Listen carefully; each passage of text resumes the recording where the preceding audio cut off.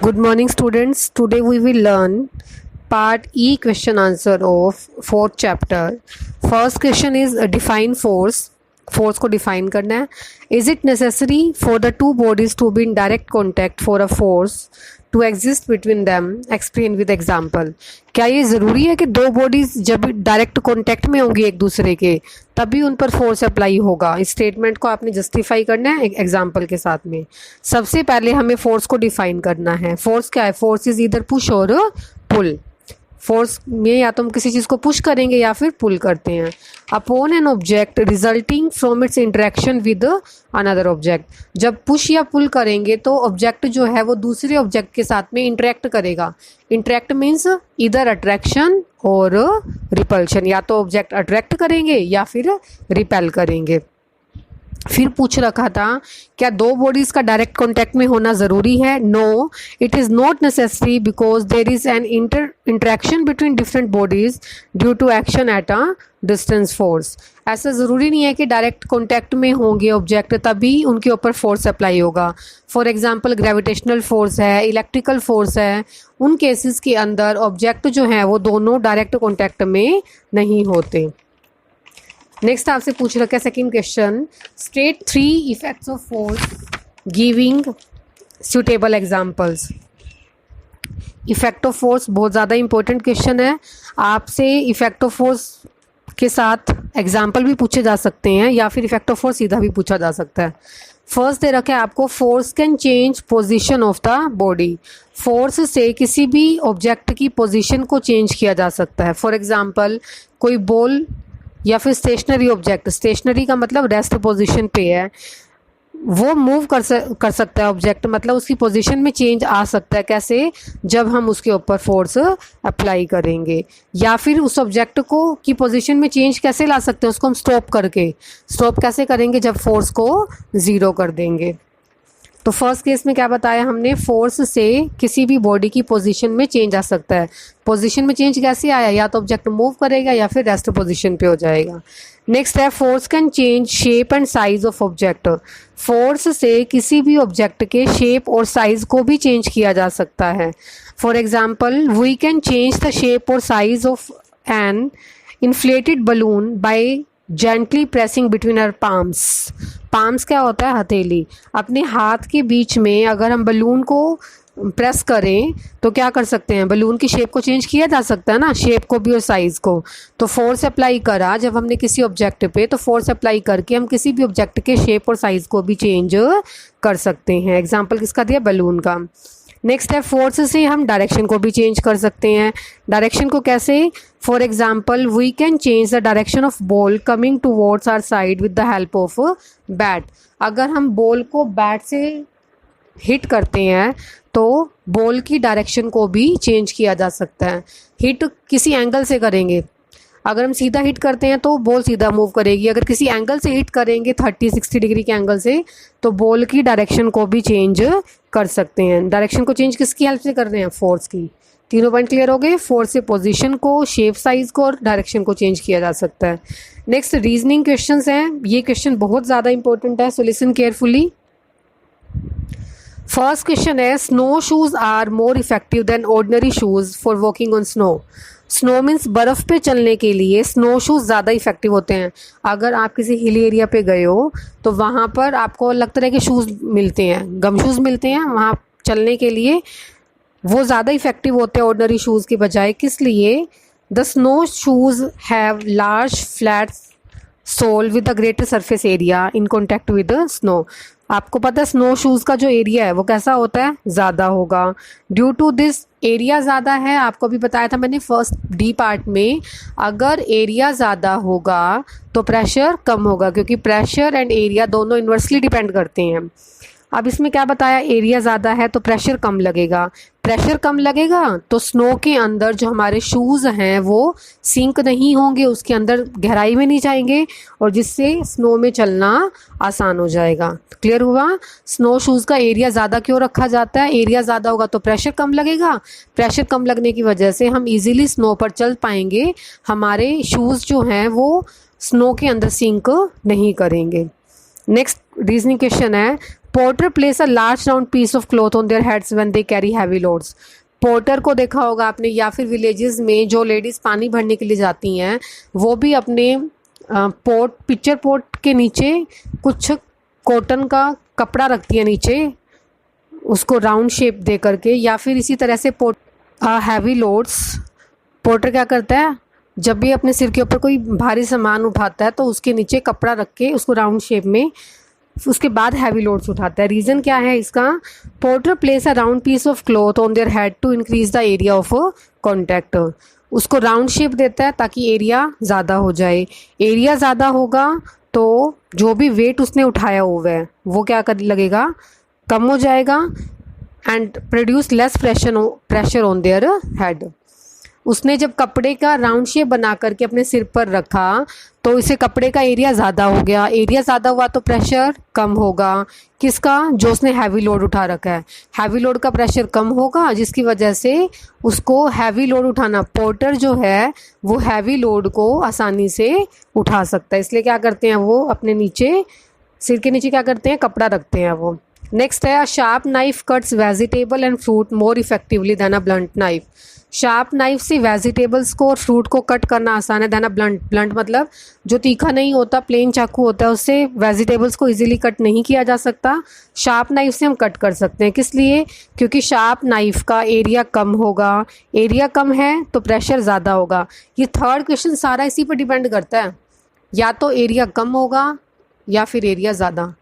आपको अब क्वेश्चन ध्यान से रीड करके समझना है कि किस केस में एरिया कम होना चाहिए और किस केस में एरिया ज़्यादा। जिस केस में एरिया कम होगा वहाँ प्रेशर ज़्यादा, और जहाँ पर एरिया ज़्यादा होगा वहाँ प्रेशर कम। यहाँ पे हम क्या बता रहे हैं, कट करना आसान है तो उसका मतलब शार्प नाइफ का एरिया कैसा होता है, कम होता है। एरिया कम होगा तो प्रेशर ज़्यादा लगेगा, ज़्यादा प्रेशर लगेगा तो वेजिटेबल्स और फ्रूट को कट करना आसान होगा। नेक्स्ट है, school bags are providing with wide straps to carry them. जो स्कूल बैग आप कैरी करते हो उनके स्टेप्स कैसे होते हैं, वाइड। वाइड क्यों रखे जाते हैं?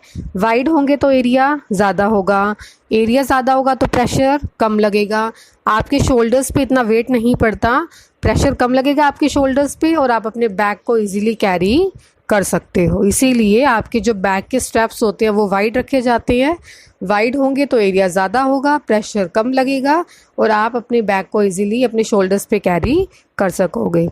नेक्स्ट है, it is much easier to burst an inflated balloon with a needle than directly with the finger. Fingers से बलून को बर्स्ट मीन्स फोड़ना बहुत मुश्किल होता है, जबकि नीडल से बलून को तोड़ना आसान होता है। किस लिए? क्योंकि नीडल का एरिया कम होता है। एरिया कम होगा तो प्रेशर ज़्यादा लगेगा, जबकि हमारे फिंगर्स का एरिया ज़्यादा होगा, प्रेशर कम लग पाता है, जिसकी वजह से फिंगर्स से बलून को तोड़ना आसान नहीं होता और नीडल से हम आसानी से बलून को तोड़ सकते हैं, क्योंकि नीडल का एरिया कम होगा। एरिया कम होगा तो प्रेशर ज़्यादा, क्योंकि एरिया और प्रेशर क्या करते हैं, इन्वर्सली डिपेंड करते हैं। नेक्स्ट पार्ट दे रखे है आपको, माउंटेनियर्स में डिफर फ्रॉम नोज ब्लीड, यहाँ सफ़र है, माउंटेनियर्स में suffer from nose bleeding at high altitudes. जब हाइट पर जाते हैं माउंटेनियर्स तो उनके नोज़ में से ब्लीडिंग स्टार्ट हो जाती है। Reason, at high altitudes, altitudes means height. जितनी ज़्यादा हाइट पर जाएंगे, मैंने आपको डी पार्ट में बताया था ना लास्ट क्वेश्चन में, हाइट पर जाते हैं तो प्रेशर कम हो जाता है। डेप्थ में, जितनी ज़्यादा डेप्थ में जाएंगे तो प्रेशर ज़्यादा हो जाएगा। Altitudes means height. अब हाइट पे जा रहे हैं तो प्रेशर कम हो जाएगा। प्रेशर कम होगा तो ब्रीथिंग में प्रॉब्लम होगी एंड नोज़ ब्लीडिंग स्टार्ट हो जाती है। क्लियर हुआ? नोज़ ब्लीडिंग क्यों होती है हाइट पर? क्योंकि हाइट पर प्रेशर कम हो जाता है। प्रेशर कम होने की वजह से ब्रीथिंग प्रॉब्लम होती है, सांस नहीं ले पाते, क्योंकि एयर प्रेशर कम हो जाएगा, सांस नहीं ले पाएंगे इजीली, तो जिससे नोज़ ब्लीडिंग होगी। इसका लास्ट पार्ट गिवन है आपको, airplanes have pressurised cabins for passenger safety while flying high in the atmosphere. Aeroplanes में प्रेशराइज्ड कैबिन होते हैं, किस लिए? बिकॉज एरोप्लेन्स कहाँ चलते हैं, हाइट पर, और हाइट पर प्रेशर क्या होगा, कम होगा। तो प्रेशर को बैलेंस करने के लिए इनको क्या किया जाता है, एयर प्रेशर को इंक्रीज़ किया जाता है, increase to a value that safeguards the passengers and the crew. Clear हुआ। एरोप्लेन्स के अंदर प्रेशर को इंक्रीज़ किया जाएगा। इंक्रीज़ क्यों करते हैं? क्योंकि एरोप्लेन्स कहाँ पे चलेंगे? हाइट पर, और हाइट पर प्रेशर कम होता है। तो प्रेशर कम ना हो, पर्सन को ब्रीथिंग में प्रॉब्लम ना हो, इसीलिए प्रेशर को मेंटेन करने के लिए, बैलेंस करने के लिए एरोप्लेन के अंदर प्रेशर को इंक्रीज़ किया जाता है ताकि पैसेंजर्स जो हैं सेफली मूव कर सकें। नेक्स्ट गिवन है आपको fourth question. Two rods A and B of the same weight and equal length have different thickness. A boy, while playing with them on a beach, held them vertically on the surface of sand as shown in the figure. Figure आपको book में given है, book से आप अपनी notebook पे draw कर लेना। Which one of them will sink less? इनमें से कौन सा कम सिंक करेगा? बुक में आप फिगर देखो, आपको क्या गिवन है? 2 rods A and B हैं, दोनों का वेट सेम है, लेंथ इक्वल है, बट थिकनेस अलग अलग है। ठीक है, तो जिसकी थिकनेस कम होगी, थिकनेस कम होने का मतलब उसका एरिया कम है। एरिया कम होगा तो प्रेशर ज़्यादा लगेगा, प्रेशर ज़्यादा लगेगा तो इसका मतलब वो ज़्यादा सिंक करेगी। यहाँ पर ज़्यादा सिंक क्या पूछा गया आपसे? कम सिंक। लेस सिंक कौन सी करेगी? Rod B will sink less. जो बी रोड है वो कम सिंक करेगी। किस लिए? क्योंकि बी रोड का जो एरिया आपको दिखाई दे रहा है वो क्या है? ज़्यादा। एरिया ज़्यादा होगा तो प्रेशर कम लगेगा, कम प्रेशर लगेगा तो कोई भी चीज़ है वो कम सिंक करेगी। कम प्रेशर लगेगा तो कम उसके नीचे मिट्टी के अंदर दबेगी वो। तो इसका आंसर क्या होगा? Rod B will sink less. Clear हो गया? एक बार दोबारा से देखो, 2 रोड गिवन है ए एंड बी, दोनों रोड का वेट सेम है, लेंथ इक्वल है, बट थिकनेस अलग अलग है। तो बताना है कौन सी रोड कम सिंक करेगी। कौन सी कम सिंक करेगी? जिसका एरिया ज़्यादा होगा। एरिया ज़्यादा होगा तो प्रेशर कम लगेगा, कम प्रेशर लगेगा तो वो सिंक कम करेगी। तो rod B will sink less then rod ए।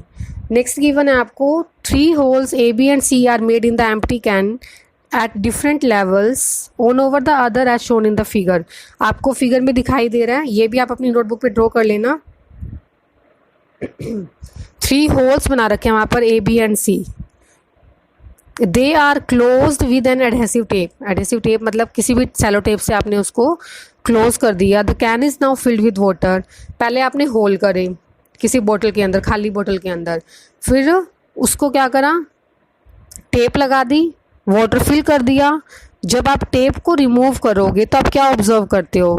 उसको जस्टिफाई करना है। We observe that stream flow lower holes travel a larger distance than emerging water goes out further from the lower holes. This is because the pressure of water increases with increase the depth of the hole. 3 hole दे रखे हैं आपको ए B and C.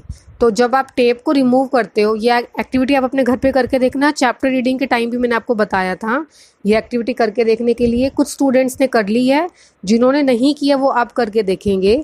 3 different level पे जब आपने holes करे तो water का फ्लो कौन से लेवल से ज़्यादा होगा? सबसे नीचे वाले से, क्योंकि सबसे नीचे वाला होल कहाँ पर है? डेप्थ में सबसे नीचे है।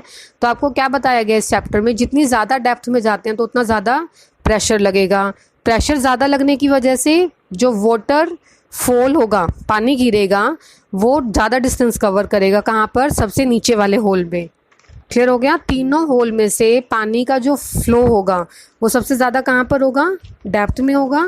किस लिए? क्योंकि डेप्थ में प्रेशर ज़्यादा लगता है। नेक्स्ट गिवन है make 2 tiny holes of the same size at equal height from the bottom in a plastic बोतल। अब क्या करना है हमें? सेम हाइट पे ही होल करने हैं। 5th क्वेश्चन में हमने डिफरेंट हाइट पे किया था। जो सबसे नीचे था वहाँ पर प्रेशर ज़्यादा लग रहा था, पानी ज़्यादा दूरी पर गिर रहा था। अब हमने क्या करना है? सेम हाइट और सेम साइज़ के होल करने हैं। कवर कर दिया बोतल को टेप के साथ में, फिर इसको फिल करा। अब अगर हम टेप को रिमूव करेंगे तो हम क्या ऑब्जर्व करते हैं? ये आपको ऑब्जर्वेशन बतानी है। इस तरह की एक्टिविटी एग्ज़ाम में ज़रूर आती है। सो ये क्वेश्चंस अच्छे से समझ के करना, और बुक में एक्टिविटीज़ गिवन है उसको भी अच्छे से करना आप। इसमें क्या गिवन है? We observe that stream from all these holes with equal force and travel equal distance because pressure applied at any point on a liquid is transmitted equally in all direction. अब इस question के अंदर आपको दे रखा है कि same height पर whole करे हैं, सेम हाइट पे होल करोगे तो वाटर जो फ्लो करेगा, वाटर फॉल करेगा, वो उसकी डिस्टेंस भी सेम होगी, एक जैसा फॉल होगा दोनों साइड से। रीज़न क्योंकि जो हमने होल कर रखे हैं वो सेम हाइट पर है और सेम होल किया हुआ है, ये नहीं कि कोई होल बड़ा है या कोई छोटा है, होल का साइज़ भी सेम है, हाइट भी सेम है। तो हाइट और साइज़ सेम होने की वजह से जो प्रेशर लगेगा दोनों पॉइंट पर वो सेम होगा। सेम प्रेशर लगने की वजह से जो वाटर का फ्लो होगा वो दोनों केसेस में एक जैसा रहेगा। तो फिफ्थ और सिक्स क्वेश्चन में डिफरेंस पता चला। फिफ्थ में 3 होल डिफरेंट पॉइंट पर थे, जो सबसे नीचे था वहाँ पर वाटर का फ्लो ज़्यादा होगा, मतलब ज़्यादा डिस्टेंस कवर करेगा, पानी ज़्यादा दूरी तक गिरेगा नीचे। और जबकि सिक्स्थ क्वेश्चन में सेम हाइट और सेम साइज़ का है तो वाटर का फ्लो जो होगा, वाटर फॉल करेगा, वो सेम डिस्टेंस कवर करता है। ये दोनों एक्टिविटीज़ आप अपने घर पे करके देखना। नेक्स्ट लास्ट क्वेश्चन दे रखा है इस चैप्टर का, discuss in brief the variations in atmospheric pressure with altitude. Height पर जाते हैं तो प्रेशर पे क्या इफेक्ट पड़ेगा। Do change in temperature also cause in change in atmospheric pressure. क्या टेम्परेचर का भी इफेक्ट पड़ता है प्रेशर पे। अब देखो इसका answer, as the altitude increases, जितना हाइट पे जाएंगे आपको पता ही है, हाइट पे जाते हैं तो प्रेशर कम होगा, एंड वाइसे वर्सा। वाइसे वर्सा का मतलब इसका अपोजिट, मतलब प्रेशर ज़्यादा कब होगा, जितनी ज़्यादा हम डेप्थ में आएंगे। क्लियर हुआ।